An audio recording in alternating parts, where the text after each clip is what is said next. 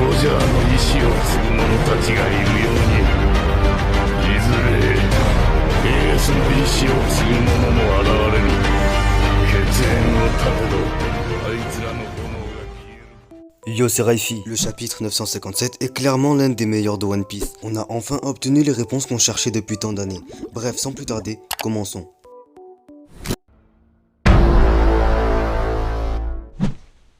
Fujitora est devenu amiral en ayant quelques objectifs en tête, dont l'un d'eux est l'abolition des grands corsaires, et finalement il a accompli. Akainu était contre cette idée, mais il était impuissant depuis que les rois des différents pays ont voté en faveur de l'abolition. Cependant, le moment choisi pour l'abolir n'est pas en faveur de la marine.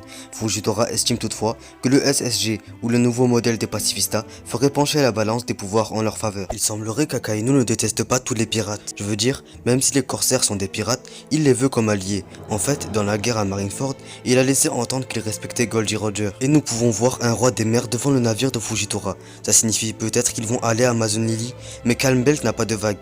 Pourtant, nous pouvons les voir devant les navires des marines. Mais l'île Kuraigana où Mihawk réside actuellement est proche de Calm Belt. Fujitora pourrait donc être là pour capturer Mihawk. La marine panique après avoir appris que Kaido et Big Mom ont formé une alliance. Leur alliance rappelle le temps où les Rocks étaient au complet. C'était même l'équipage le plus puissant qui soit. Il était constitué de Rocks, le capitaine, Barbe Blanche, Kaido, Big Mom, Miss Bakin, Shaki et énorme surprise, il y avait également Shiki le lion d'or et le capitaine John, avec deux autres pirates nommés Wang Zi et Hache d'argent, mais qu'on ne connaît pas encore. Cependant, Wang Zi était le nom d'un vrai pirate de notre monde au XVIe siècle. Il était très connu et même appelé le roi des pirates. Est-ce qu'il y aurait un quelconque lien avec le Wang Zi de One Piece? Le gouvernement mondial a semé des espions dans l'équipage de Kaido, mais personne ne prévoyait une alliance avec Big Mom. Même Kaido ou Big Mom ne l'ont jamais vu venir. Ils doivent remercier Luffy pour ça. La base des pirates de Barbe Noire est située sur l'île appelée La Ruche, où les pirates des Rocks ont été formés. C'est aussi l'endroit où le Devi Backfight a été introduit. Les Rocks pirates étaient si violents qu'ils tuaient même leurs coéquipiers, sans parler de leurs ennemis ou des civils innocents. Cela pourrait laisser présager que les commandants des pirates de Barbe Noire se tueraient à l'avenir. Les coéquipiers de Rocks étaient des pirates légendaires. Beaucoup d'entre eux sont devenus célèbres après la mort de Rocks. En fait, 3 d'entre eux sont devenus Yonko. Si Shiki n'avait pas combattu Garp et Sengoku, il aurait aussi bien pu être un Yonko. Le capitaine John, l'idole de Baggy, faisait également partie de l'équipage des Rocks. Le gouvernement mondial a effacé le nom de Rocks et de son équipage de l'histoire. Mais Baggy se souvient de l'un des membres de son équipage et son objectif, retrouver son trésor. Rocks et son équipage ont peut-être humilié le gouvernement mondial par le passé, et c'est pourquoi ils ne voulaient pas que les gens connaissent leur existence. Si Roger ne se serait pas rendu et n'aurait pas créé l'âge d'or de la piraterie, beaucoup l'auraient aussi oublié. Il y a 38 ans, à God Valley, Garp et Roger ont uni leurs forces pour battre Rocks et son équipage. Même si Garp est devenu le héros de la marine à cause de ce combat, il n'aime pas trop en parler. Une des raisons est qu'il a combattu Rocks pour protéger les dragons célestes, et l'autre est que la nouvelle n'a pas rapporté la contribution de Roger. Garp n'aime pas les dragons célestes, et c'est pourquoi il n'est pas devenu amiral. Les amiraux sont les subordonnés directs des dragons célestes et Garp déteste être à leur ordre. Il a rejeté la promotion pas moins de 3 fois. Le gouvernement mondial voulait garder secrète l'existence de God Valley. Cela signifie-t-il que le trésor national de Marijois était sur God Valley avant?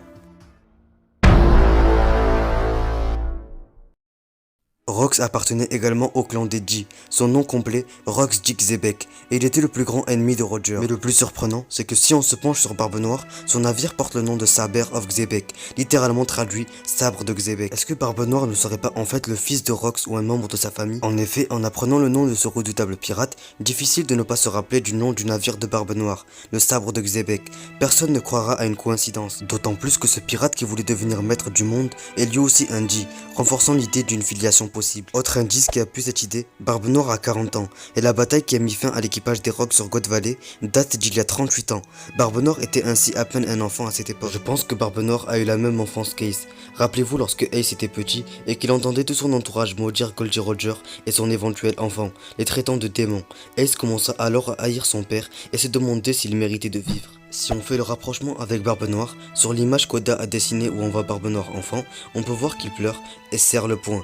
Je pense que c'est sûrement à cause des atrocités qu'il entendait sur son père. Mais lui, contrairement à Ace, il ne détestait pas son père. Il était d'accord avec la vision du monde de son père et il ne supportait pas qu'on se moque de lui. Et il a été recueilli après par Barbe Blanche, lui-même membre de cet équipage légendaire.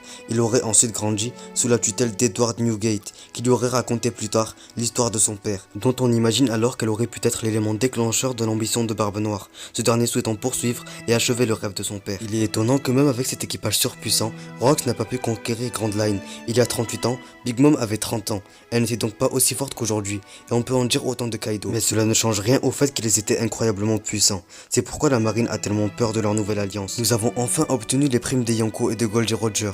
Roger avait la plus haute prime parmi les pirates. Cela signifie donc que Monkey D. Dragon possède certainement la plus grande prime du monde de One Piece. Barbe Noire est le plus récent Yonko, et il a donc la prime la plus basse parmi les Yonko, qui je vous rappelle est de 2,247 milliards. Naturellement, sa prime devrait augmenter avec le temps. Shanks a une prime de 4 milliards de berry.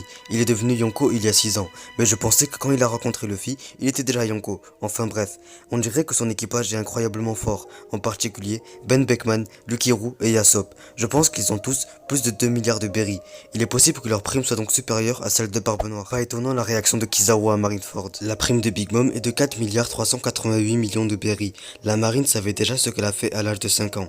Je suppose que Mother Caramel a informé le CP0 de son potentiel futur et que c'est ainsi qu'ils sont au courant de cet incident. Comme Shanks, Kaido était également un apprenti pirate et devient plus tard un Yonko. Il était très impitoyable et ainsi méritait le respect d'autres pirates qui ont ensuite rejoint son équipage. Sa prime est de 4 milliards 611 millions de berry. La prime de Barbe Blanche s'élève à un peu plus de 5 milliards de berry.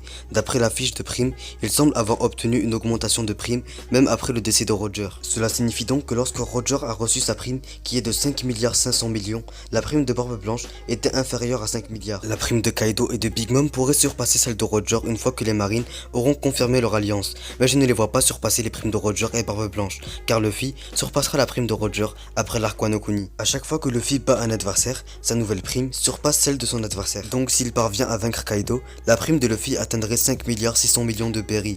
Pourquoi ce chiffre? C'est simple, on voit souvent le numéro 56 inscrit sur son t-shirt. Ça peut paraître bête, mais je pense que c'est un indice laissé par Oda. Il semblerait qu'Akainu n'envisage pas d'impliquer la marine dans le pays de Wano Kuni, mais nous pourrions voir l'amiral Ryukogyu débarquer là-bas. Enfin, nous avons appris que Kozuki Oden était l'ancien commandant de la deuxième division de l'équipage de Barbe Blanche avant Ace. Oden était tellement un homme incroyable que Roger, Barbe Blanche et même Shanks l'adoraient.